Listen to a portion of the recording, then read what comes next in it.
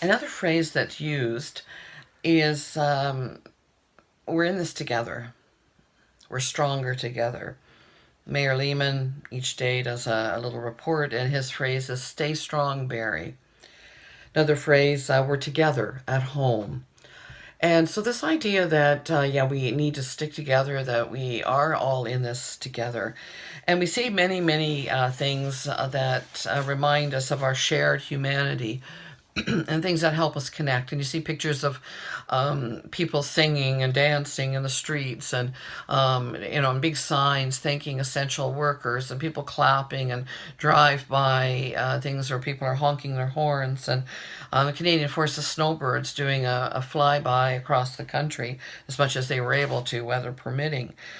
So many different things that we're trying to encourage one another and to say, yes, this is happening to all of us. One of the phrases that I have been using, but I'm careful in how I use it now, is the one that says, we're all in the same boat. Someone has pointed out, and rightly so, that it should actually read, we're all in the same storm, but we're not all in the same boat. And there's a very interesting reading. It's kind of lengthy, so no time to read that now. But it shows that for some people, this time is just sort of an interruption, and they're kind of taking up some new hobbies and catching up on some reading, and just a bit of a inconvenience, but not a big deal. But for other people, this is devastating. People have lost loved ones. People have lost their jobs and may or may not get them back. Some businesses will be lost, closed up. Just a huge financial impact in the economy. Just so many things. Those who were already sick, for example, and not and waiting for surgery, couldn't have it. People with anxiety and depression, and mental health issues that just are just really increased by this. And so, yeah, so I've tried to be really careful with that and say, okay, no, we're actually not all in the same boat, which is a phrase that we, use different times, but we are in the same storm. Of course, I'm reminded of the story of Jesus and the disciples and being caught in the storm. And this is recorded in Matthew, Mark, and Luke in the Gospels. In Luke chapter 8, starting at verse 22, one day Jesus said to his disciples, let's go over to the other side of the lake. So they got into a boat and set out. As they sailed, he fell asleep. A squall came down on the lake so that the boat was being swamped, and they were in great danger. The disciples went and woke him, saying, Master, Master, we're going to drown. He got up and rebuked the wind and the raging waters. The storm subsided, and all was calm. Where is your faith? He asked his disciples.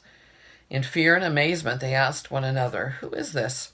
He commands even the winds and the water, and they obey him. So yes, we're all in the same storm. Now, in the case of Jesus and the disciples, they were in the same storm. They were in the same boat, but they had a different perspective.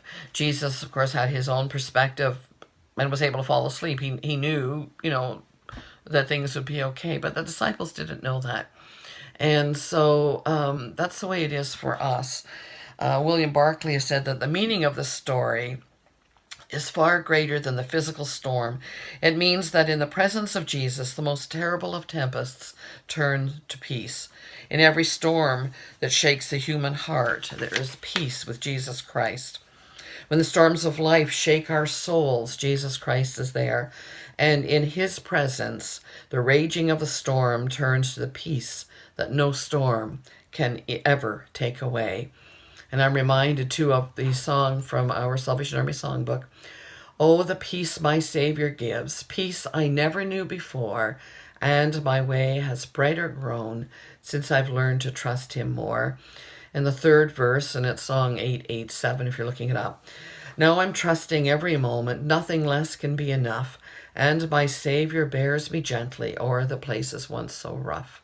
Oh, the peace my Savior gives, peace I never knew before. And may you have his peace today in the storm that you are facing. God bless you.